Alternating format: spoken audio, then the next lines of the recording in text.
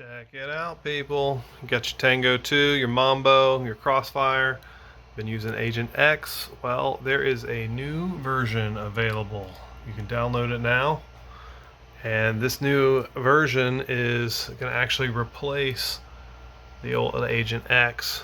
We're getting rid of Agent X. We're going forward with the new Agent Desktop. And this is supposed to fix the bugs that were in Agent X. So I've been looking forward to having this. I've been using Agent M and it's been working very, very well for me. So you got your Crossfire Tango 2 or your TBS Mambo or Crossfire Lite 2-watt radio or Micro TX2, any Crossfire device. You want to update the software in it to get the latest and greatest. The new thing to do is go get TBS Agent Desktop. If you've already got TBS Agent X, just open it up and hit update, and it will automatically replace itself with the new TBS Agent Desktop. This should look pretty familiar. This is the old TBS Agent M that's now been rebranded TBS Agent Web.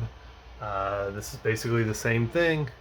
I'm going to close that one just in case, so it doesn't mess with anything. Try to use a USB port that we're already using or anything along those lines. But here we go. First thing I always do before I do any updating is I break my binds.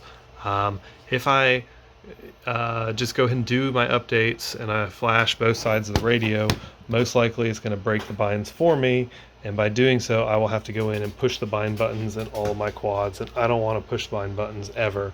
So what I will do instead is I'll turn on my radio and I'll plug in my quad.